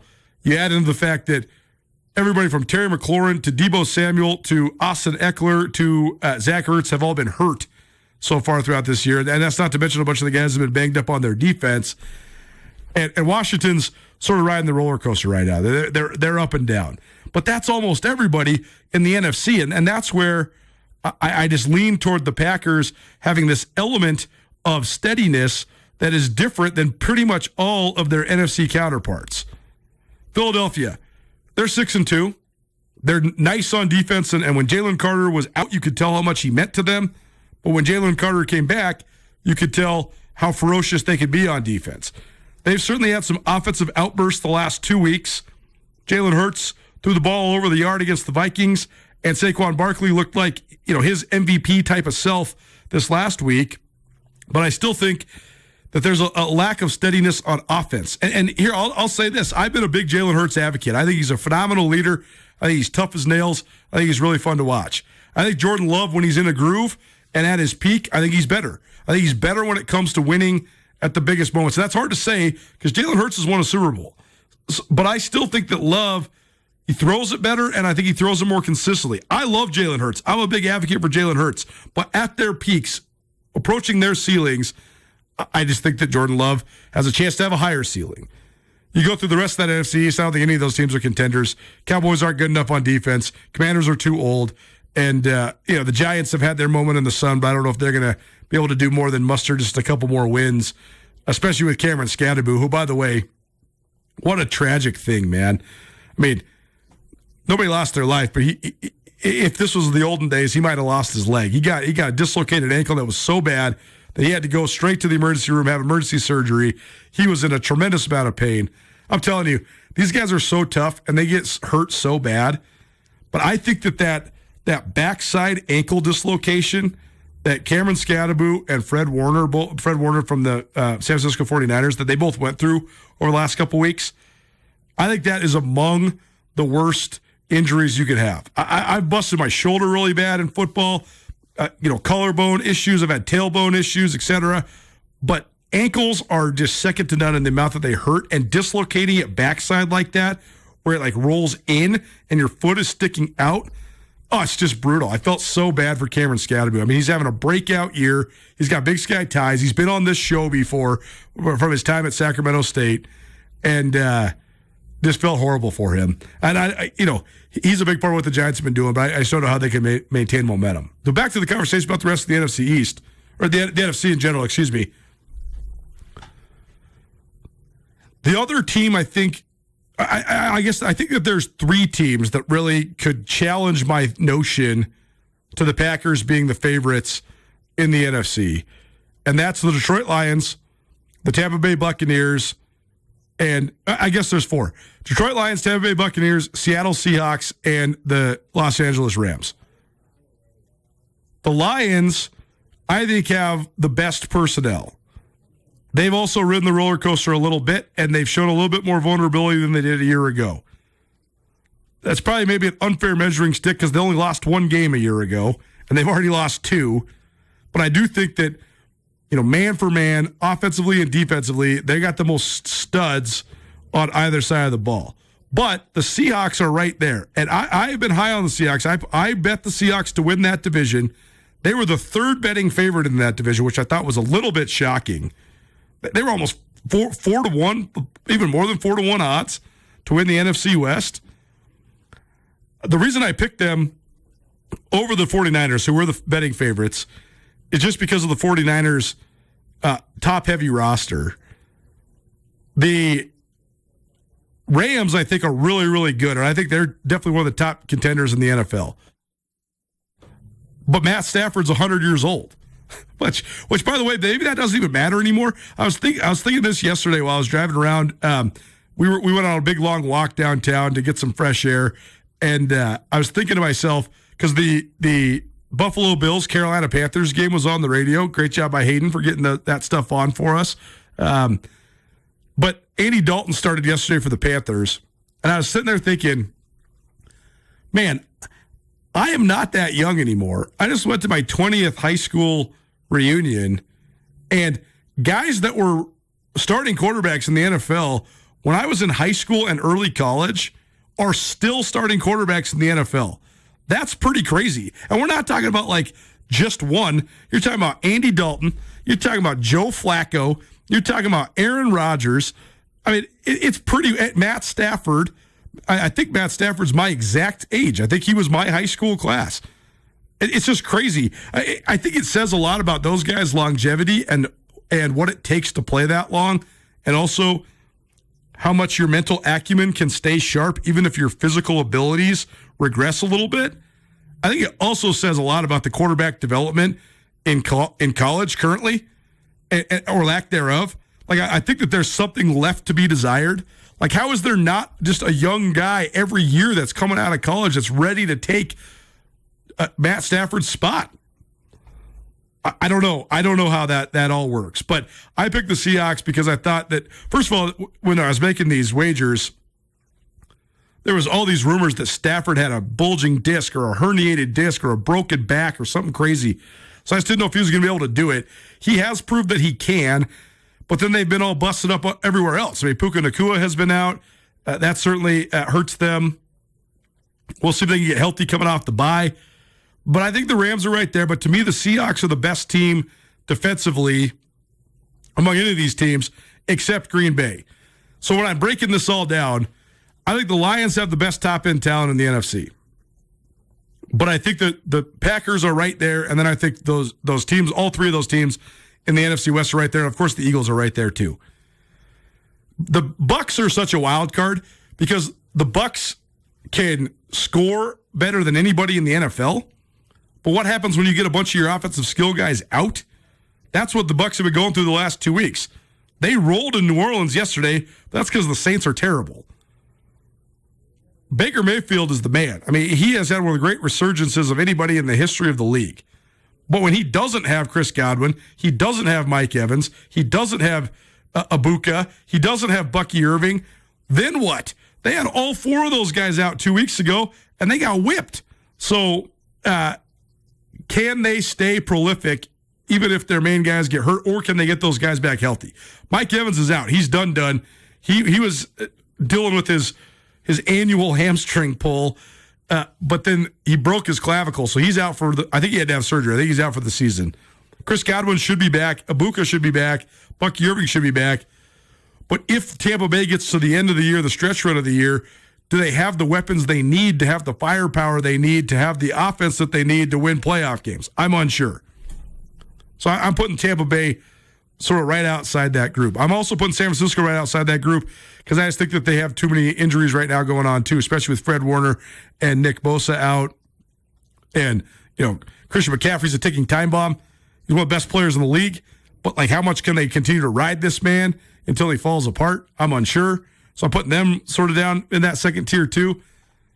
But the Packers are the ones that have the complete formula. I think the Seahawks and the Packers are peers defensively. But I think the one thing that makes the Packers defense one notch better is they have a premier pass rusher in Micah Parsons. The Seahawks in total, I think, are one of the best team defenses in the NFL. The Rams also have that premier pass rusher, which then gets them sort of on that same defensive tier as the Seahawks because the Rams have Jared Verse. And then the Lions have Aiden Hutchinson. The resurgence of Leonard Williams has certainly been huge for the Seahawks on the interior of the defensive line, and that's what anchors their whole deal. DeMarcus Lawrence can still play too, and Byron Murphy, the kid that they picked out of Texas, is a ridiculous physical specimen, and they can certainly manufacture a pass rush. They're very much like Denver, where they do it without necessarily like that headlining Micah Parsons type of guy.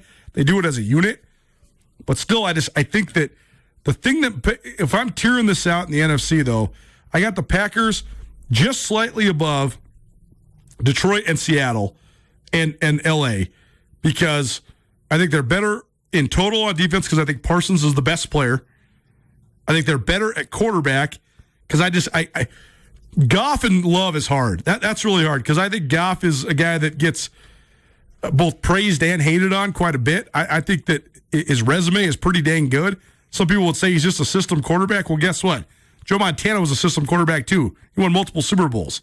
Tom Brady's probably a system quarterback when you break it down to the essence of what a system quarterback is.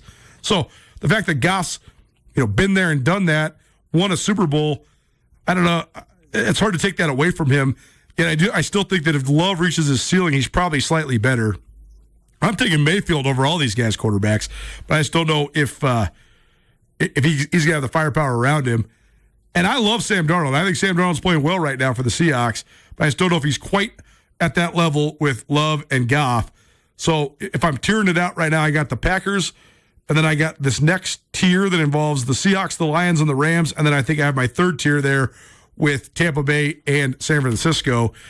Philadelphia is probably right there, too. I just need to see more out of Jalen Hurts. Nuanez Now, ESPN Radio, proudly presented by Cash One Pawn. Cash One Pawn is the premier pawn shop in Western Montana. Cash One Pawn is your go-to spot if you're in the market for power tools, stereo equipment. They have a wonderful jewelry selection. It's hunting season. You need a rifle, a shotgun. They got it for you there, too. Make Cash One Pawn part of your online shopping habits. Visit cash1pawn.com. That's cash, the number one, pawn.com. Cash One Pawn, the premier pawn shop in Western Montana. Take one more break, come back and give you some of my other impressions from the week that was in the NFL, and also give you some thoughts on what's going to go down in Kansas City tonight on Monday Night Football. That's all next. Keep it right here. It's 102.9 ESPN Radio. It's hard to admit, but the bad weather is around the corner. Sooner than later, the roads are going to be covered in sludge and slush, and you don't want that on your car. Instead, you want to treat your car like it deserves to be treated at Dazzler's Car Wash of Missoula. And to do that on a consistent basis at the most thorough car wash in the Garden City, you need to get yourself an unlimited package so you can get your car washed a few times a month. Starting at just $34 monthly, get an unlimited package from Dazzler's Car Wash. Treat your car like it deserves to be treated with unlimited memberships at Dazzler's Car Wash of Missoula. You've got a debit card and phone app. Does a brick and mortar bank really matter? You bet your boots it does. Step inside any one of our Farmer State Bank's 10 unique locations. Open a new account, apply for a loan, rent a safety deposit box, or arrange for the trip of a lifetime. Personal service and attention to detail, along with all the mobile and electronic services you've come to rely on. Farmer State Bank, your Montana bank since 1907. Member FDIC and an equal housing lender. Colter Nuanez from ESPN Montana here, and I can't tell you how much high-speed fiber internet from Blackfoot Communications has improved my life. It might sound simple, but having lightning-fast upload speeds lets me record video calls in 4K to use on our Nuanez Now radio and television show. It also allows us to produce content with world-class efficiency, and I can work from home even if my wife is streaming her HD TV. If you want to experience the fastest internet speeds possible, you need fiber internet from Blackfoot. Find out more about fiber in your area by visiting blackfoot.com.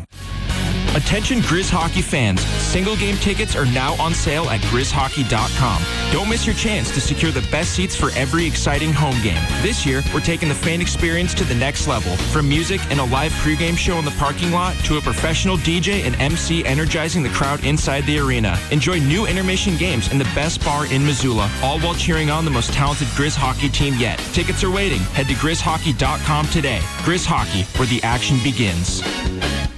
This fall, the Montana Club is serving up comfort the Montana way. Start with the club's hearty porterhouse pork chop paired perfectly with sweet potato casserole. Or dig into the hand-breaded chicken thighs topped with a rich sage peppercorn country gravy. Craving cozy? Nothing beats the Montana Club's golden crusted chicken pot pie, and that's just the beginning. Experience that full fall flavor at an incredible value at the Montana Club and MontanaClub.com on Brooks and North Reserve, Missoula. It's the season of giving. Each year in Montana, lives are changed through organ, eye, and tissue donation, and many will start the new year waiting for a life-saving gift. The Threshold of Life Memorial is approved for the Capitol grounds. However, there are no public funds to build it.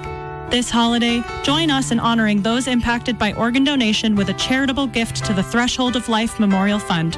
Visit serve.mt.gov and register to be an organ donor today. Brought to you by Donate Life Montana and this station. Nuanez Now on ESPN Radio.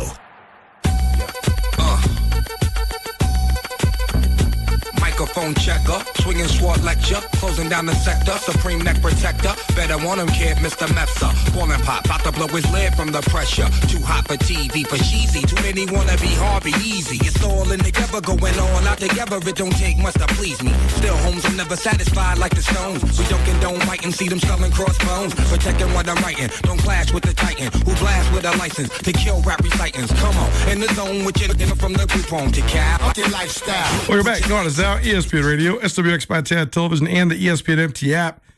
Coming to you through the Grizzly Disposal Studio here at the Missoula Broadcasting Company. NFL quick hitters coming your way. If you're missing in the show, have the Montana Football Hour talking all about Montana's 49-35 win at Sac State, Montana State's 34-17 win at Cal Poly, plus high school football scores and upcoming playoff matchups, and a look around the Big Sky Conference, plus plenty of talk about the NFC and the power struggle that exists at the midpoint here of the NFL season. All of that on the Nuanez Now podcast, probably presented by Elevated Tax, elevating you and your business with a modern professional touch. All right, so here's the deal. We do our all football all the time Sportsbet Montana segment every week. Sometimes we record it on Tuesdays, sometimes we record it on Wednesdays, sometimes we record it on Thursdays. But we want to play it for you always on Thursdays because there's Thursday night football. But then there's a whole Thursday evening, Friday, and Saturday for injury reports in the NFL to change. Last week, we put together our 4-part money line parlays. We had 2 of them, and we included the Falcons beating the Dolphins in one of those, and we included the Bears beating the Ravens in one of those. Well, on one hand, you got juiced odds when Lamar Jackson was declared out before we even put the Bears in that parlay. So that one, the fact that the Ravens still won, that's just bad luck. But on the other one, if you tailed us on the parlay that included the Falcons over the Dolphins, number 1, we apologize. And number 2, it won't happen again. We're going to not submit our actual moneyline parlays to the sports bet people. Usually we do the segment, and then I just text them over right then. We're going to wait until Friday or Saturday till we know more about the injuries. Because I would never, and I mean never, in my life, bet for a team that is quarterbacked by the corpse of Kirk Cousins. It can't happen.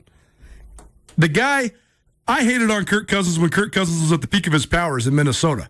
Now, the guy can't throw the football. If you look at the analytics, he's throwing the ball. The average velocity of a normal NFL spiral is between like 54 and 60 miles per hour. Guys like Josh Allen, they're throwing it in the mid-60s to low 70s.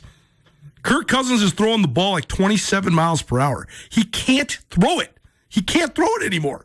So if I would have known Michael Penix was out, there's no way. Like, the Dolphins are so down and out and downtrodden. And then Tua Tagovailoa, he's got some sort of weird face/eye infection. So his eye's all swollen. All those things would make me run to the machine and say, give me Atlanta. Except when you know Penix is out and Kirk Cousins is the guy. So I apologize. We're going to wait. We're going to wait till we know who at least the starting quarterbacks are before we submit those bets. So sorry about that, but Mike McDaniel certainly saved his job in Miami, at least for another week, with their 34-10 win in Atlanta. And Atlanta's looked great a couple times, and they've looked like a total hot mess the last 2 weeks. So I have no idea. I'm completely staying away from the Falcons when it comes to both analysis and wagering in upcoming weeks. The other thing I've been saying for the last couple weeks, and I stand by it, is that, sure, the Jets are terrible. And sure, the Jets were the last team in the NFL that had not had a victory yet. But I kept saying the Jets are going to win several games this year. Not a ton, but I've been telling you they were going to win somewhere between 2 and 4 games. The worst of the worst teams in the NFL somehow win a couple games, right? The Tennessee Titans, think about how bad they were last year with Will Levis, Mr. Mayonnaise, operating at quarterback. They still won 3 games. So the Jets, again, they're downtrodden. They're not very good. but they still got guys like Breece Hall. They still have guys like Garrett Wilson once he comes back healthy. They got good guys like Quinnen Williams and Sauce Gardner if they can get back healthy on their defense. And Justin Fields, they benched him. The owner talked smack about him. And guess what? Justin Fields came alive, and he leads the New York Football Jets to 23 points in the fourth quarter, and they somehow win going away 39-38 against Cincinnati. And I told you they're going to win a couple games. They're going to be dogs in every single one of them. So all the games are going to be upsets if they win, but they're still going to win a few. Other musings from yesterday. The Patriots are good. The Patriots also have an easy schedule, and that's going to make it so the Patriots are great. I think they have a chance to be an 11 or 12 win team this year, which is a huge step forward. What I always say, organizational stability, great head coach, great quarterback, you got a chance. They've always had organizational stability. Then the dysfunction between Bill Belichick and Tom Brady made that have a little bit of a right turn. Now they're back in the driver's seat, and they have a good head coach instead of Gerard Mayo, which is a huge leap. Mike Vrabel's light years ahead, and Drake May is really good. So here you are, and the Patriots are really good, and they got their 6th win yesterday, beating up on the Browns 32-13. You had to expect the Giants to come back down to earth, and that's exactly what happened yesterday. And the Philadelphia's looked great offensively the last 2 weeks, so maybe that vaults them up the NFC power struggle. The Bills have never lost 3 in a row under Josh Allen, and that remained true yesterday. They got a little bit lucky playing a Panthers team that was out without Bryce Young. Carolina was undefeated at home yesterday, before yesterday, and then they get completely rolled up on. And James Cook goes crazy, 216 yards and 2 touchdowns, and the Bills drop 40 on Carolina, 40-9. I can't believe I bet on the Bears this week. I have been the guy that has been hating on the Bears and saying stay away from the Bears and or bet against the Bears. But then this week I bet on them because I thought that Lamar Jackson would be tenuous at best or even better out, and that did not work out in my favor whatsoever. So that was just a bad lean. The Texans looked better defensively, and the 49ers, maybe they come to a crashing halt now after they sort of rode the lightning despite all their injuries, but they couldn't get it going yesterday offensively, so I don't know what that means other than maybe they just sort of come back to the middle a little bit. Tampa Bay, not really the offensive output that you'd expect, especially with all their guys out, but New Orleans just puked the ball all over the field, and so, Tampa Bay just wins going away. New Orleans is terrible. They're certainly a leading candidate for the number 1 pick. The Broncos took their fourth quarter momentum from the Giants win and used it in the first, second, third, and fourth quarters against the Dallas Cowboys. I can't believe what the Cowboys are. The Cowboys are good enough on offense to be good. They're good enough on offense to at least be a playoff team. They are nowhere close to a playoff team because they are god-awful on defense. They have no plan whatsoever. Like, you cover college football, especially the FCS, you get to see when you get a pretty good litmus test of teams that are fundamentally sound and that line up correctly. At the NFL level, that's supposed to be a foregone conclusion. Like, you're supposed to line up correctly. Everybody on the field is making $800,000 a year, and the best guys are making $25 million. You should be able to line up correctly. Dallas doesn't even line up correctly. It's like pretty clear they don't even get the calls in correctly. It's actually crazy to watch because, again, they're one of the best offensive teams in the league, and they have no shot defensively. Denver went crazy yesterday. Everybody was running wild. Bo Nix throws 4 touchdowns. J.K. Dobbins has over 100 yards. And the Broncos scored 2 touchdowns in each of the first, second, and fourth quarters, and they win just completely one-sidedly, 44-24. And they don't look down at Denver, despite a lot of their ups and downs this year, and a couple just sort of blah offensive performances. Their offense is humming the last 5 quarters, and they're 6-2. The Colts look like the team to beat. Honestly, if Jonathan Taylor is playing like this and Daniel Jones is playing like this, good luck. If they can all stay healthy, the Colts are a downbound freight train. They're going to be really hard to stand in front of. I know the Titans are not good and just a 1-win team, but still 38-14 in a divisional game. Pretty good statement if you're the Colts. Then, of course, I gave my more than 2 cents about the Green Bay Packers. Game 7 of the World Series coming up this evening. Not Game 7, Game 3 of the World Series. That would be crazy if it was already Game 7. I was just so stoked about the last time there was a Game 7, and then I got my heart broken. Now, Game 3 of the World Series coming up tonight in Seattle. First pitch is actually at 6 p.m. our time, Mountain Standard Time. So we will just drop immediately right into this. It'll be short commercial break, and then boom, right into the World Series broadcast. So we're happy to carry the World Series yet again here on ESPN Radio. And you have a little two screens going right now tonight because you got Monday Night Football coming up as well, although I don't know what sort of game is going to play out in Kansas City. The Chiefs certainly look like a team that has turned the corner. They struggled out of the gate, started 0-2, but they've won 4 out of their last 5. They've bounced back nicely ever since losing on primetime TV to the Jaguars.